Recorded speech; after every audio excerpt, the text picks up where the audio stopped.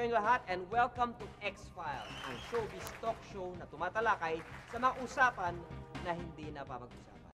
Ngayong gabi, isang kritiko ang makakapanayam po natin at ang ating po pag-uusapan ay tungkol sa kalagayan ng industriya ng showbiz. Ang kasama po natin ngayon ay walang iba kundi si Ginoong Vicente Carlo Dionisio Davide. Napakahaba naman po yata ng inyong pangalan. Meron ba akong pwedeng itawag sa inyo? Pwede mo namang tawagin si Fidel Ramos na FDR at ang presidente ng GMA. Tawagin mo na lang akong VCD. VCD.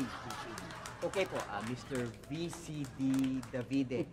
Ano ba talaga ang kalagayan ngayon ng showbiz? Successful po ba ang kampanya natin against piracy? Hindi pa tayo successful. At lalo ngang lumalakas ang industriya ng mga pirata. Katunayan di ba meron tayong Metro Manila Film Festival tuwing Pasko, naalala mo yan?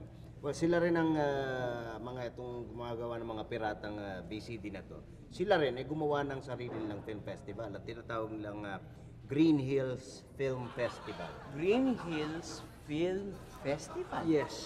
Kaya ano naman yung mga pinalabas dyan sa Green Hills Film Festival na yan? Well, ang mga pinapalabas nila dyan ay yung mga pirated version ng mga pelikula ng Metro Manila Film Festival. Kagaya na to, papakita ko sa inyo. Yan. Tawag dyan ay Plastic Man. Plastic Man? Plastic Man. Plastic Man! Plastic Man. Ginayan lang yung Plastic Man, starring Vic Soto and Donita Rose and si Epi Quizon. Kasama rin dyan si Michael V. Ano? Well, tungkol ito naman, itong Plastic Man na to, tungkol to sa isang callboy na mga matronang customer. Makikilala mo siya dahil ang paborito niyang dialogue pag binibenta ang sarili niya Plastic Ma'am, Plastic Ma'am, Ma'am, Plastic, Plastic Ma'am. Yan, kaya nagaya niya yung Plastic Man. Maganda yan, maganda.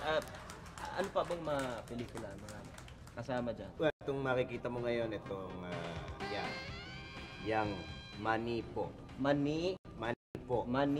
Dahil din sa Mano po, ano? Tungkol naman ito sa tatlong magkakapatid na babae na nagtitindi ng kanilang mani sa palengke. Iba-ibang mani ito, no? Sari-sari. Merong maning hilaw, maning hubad, maning sungsong at kung ano-ano pang mga mani. Grabe naman yan. Medyo grabe nga. Meron pang mga mas bold dyan. Ano pa? Talagang Ito. Tignan mo. Yan. Yan ang Sirit Warriors. Ano kanya? Sirit Warrior. Ano sa spirit? Pelikula yan ng mga batang kalye. Mga batang kalye na to naging mga macho dancers. At madalas sila nagpapaligsahan, nagpapatindihan sila ng sirit.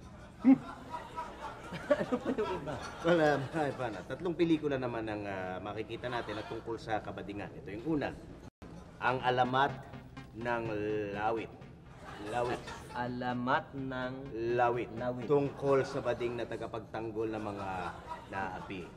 At ito namang isa ay ang Halamo, Huli Ko. Yan. Tungkol yan sa bading at sa pulis na laging umuhuli sa kanya. At syempre, nandiyan ang Agay Man.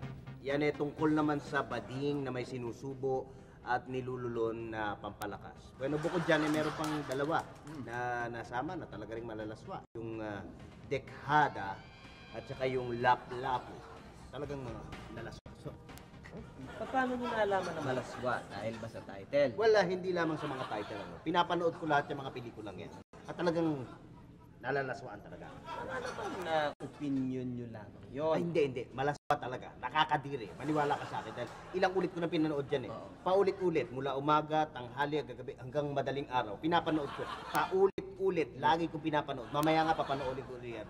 Nalalaswaan talaga ako. Kaya gusto kong panoorin uli ang malalaswang pelikulang yan para magalit ako ng gusto.